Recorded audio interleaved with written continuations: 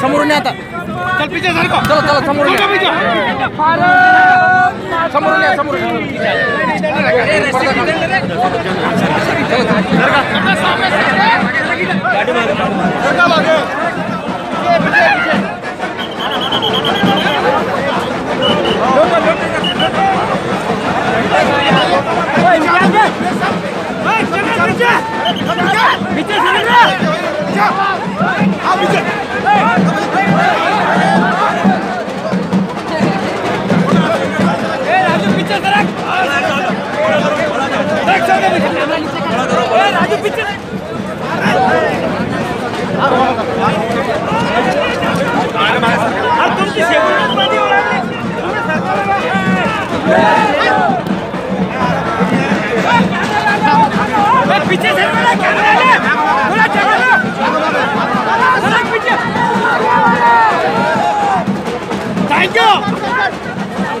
मुख्यमंत्री महोदयांचा सत्कार इथे करण्यात येत आहे। एक मोठा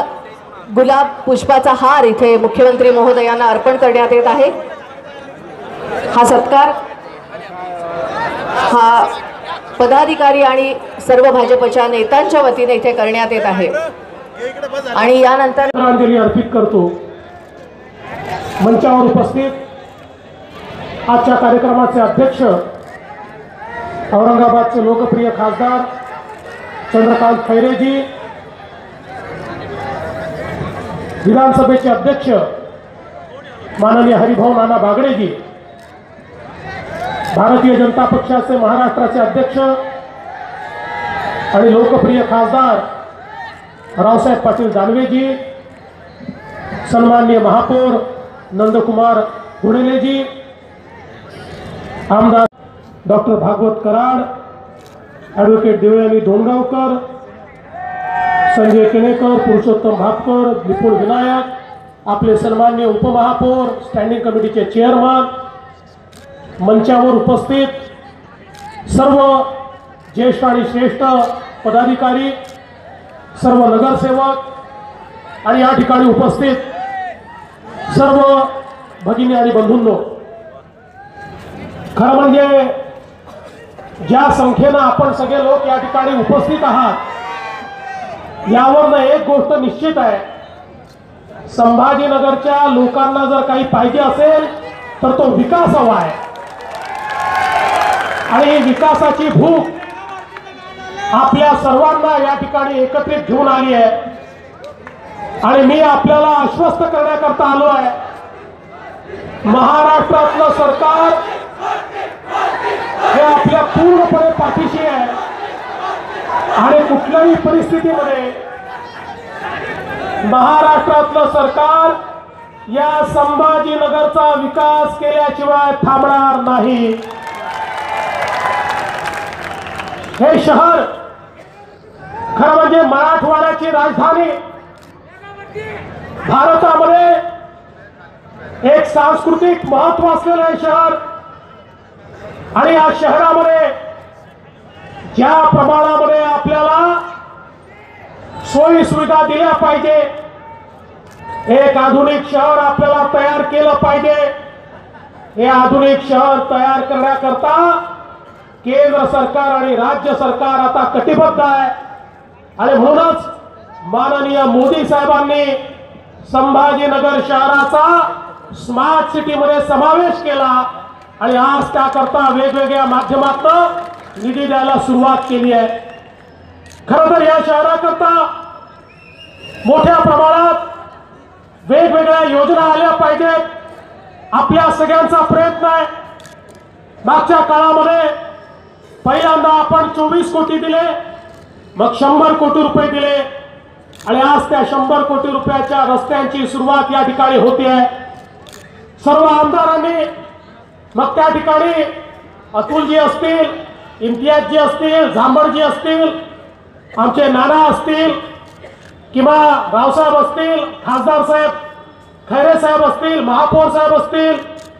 या सगळ्यांनी अपेक्षा व्यक्त केली की 100 कोटी रुपये दिले आणि आता याही पेक्षा जास्त निधी आम्हाला मिळायला पाहिजे। खरं म्हणजे मी तुम्हाला त्यावेळी सांगितलं होतं, मी पैसे तुम्हाला द्यायला तयार आहे, तुम्ही लवकरात लवकर पैसे खर्च करा। दुर्दैवाने थोडा आपल्याला उशीर झाला, पण काही काळजीचं कारण नाही, देर आहे पण दुरुस्त आहे। आज आता या रस्त्यांचं काम सुरू होत आहे आणि म्हणून मी आज घोषणा करतो,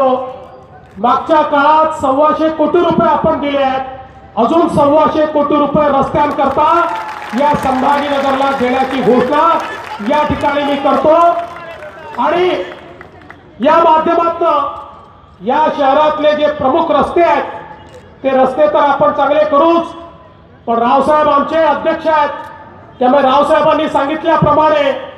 हे 125 कोटी रुपये हे विधानसभा निवडणुकीच्या आधी मी देणार आहे आणि विधानसभेत तुमचा आशीर्वाद मिळाल्यानंतर पुन्हा 100 कोटी रुपये तुम्हाला मी त्या ठिकाणी देणार आहे आणि या शहरामध्ये जेवढे प्रमुख रस्ते आहेत ते सगळे प्रमुख रस्ते या ठिकाणी चांगले झाले पाहिजेत आणि या शहराला एक आधुनिक स्वरूप आलं पाहिजे, हा प्रयत्न आपल्या सगळ्यांना करायचा आहे। ही या ठिकाणी इन्व्हेस्टमेंट आणण्याचं एक मॅग्नेट आहे। शहरं जर चांगली असली तर मोठ्या प्रमाणात गुंतवणूक येते, ही गुंतवणूक आणण्याकरता देखील आपली शहरं चांगली राहिली पाहिजे आणि या निमित्ताने आपल्याला एक विनंती माझी अजून आहे, अनेक घटना मागच्या काळामध्ये आपल्या या शहरामध्ये झाल्या, काही आंदोलनांच्या माध्यमातून वेगवेगळ्या माध्यमातून आपले मुद्दे किती खरे असले आणि योग्य असले तरी देखील ज्या शहरामध्ये कायदा सुव्यवस्था आणि शांतता असते तिथेच इंडस्ट्री जाते, जिथे वारंवार बंद होतात, जिथे इंडस्ट्रीवर हल्ले होतात, जिथे वारंवार लोक एकमेकावर हल्ले करतात, त्या ठिकाणी इंडस्ट्री कधी जात नाही। भविष्यातलं महाराष्ट्राचं इंडस्ट्रीचं मॅग्नेट हे औरंगाबाद होऊ शकतं, हे शेंद्रा बिडकीन होऊ शकतं, हे आमचं DMIC होऊ शकतं, पण त्याकरता तसं वातावरण देखील आपल्याला तयार करावं लागेल आणि म्हणून उत्तम शहर आणि शांती या दोन गोष्टी जर आपण तयार केल्या तर मी तुम्हाला या ठिकाणी सांगतो, या शहराला कोणी मागे टाकू शकणार नाही। हे शहर एक उत्तम शहर होईल, हे रोजगार देणारं शहर होईल आणि या शहराला या अवस्थेमध्ये आणण्याकरता राज्य सरकार पूर्णपणे तुमच्या पाठीशी उभा आहे। आमच्या अजेंड्यावर औरंगाबाद संभाजीनगर जे शहर आहे हे टॉपवर आहे। आमच्या अजेंड्यावर या शहरातल्या सुधारणा टॉपवर आहेत। कुठल्याही परिस्थितीमध्ये जो काही निधी लागेल तो निधी द्यायला आम्ही मागे पुढे पाहणार नाही, केवळ आपण सगळ्यांनी ती व्यवस्था उभी करावी। आज या मंचावर सगळ्या पक्षाचे लोक आहेत, ठीक आहे, आपण थोडं कुरघोडीचं राजकारण करतो, ते होतही असतं, निवडणुका असतात, येतात जातात, आपापल्या पक्षाच्या गोष्टी आपल्याला सांगाव्या लागतात,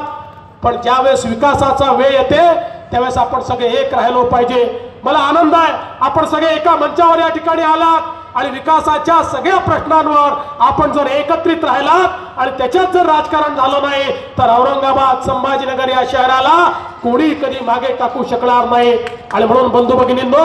मी या निमित्ताने आपल्याला सांगतो, मगाशी सिडको हुडकोचा प्रश्न देखील आपल्या समोर आला. यातही अनेक लोकांच्या मनात अनेक शंका आहेत. रोज नई खबरों को देखने के लिए हमारे औरंगाबाद समाचार चैनल को सब्सक्राइब कीजिए और नोटिफिकेशन पाने के लिए हमारे बेल आइकन को दबाइए ताकि हर खबर की नोटिफिकेशन आपको मिलती रहे.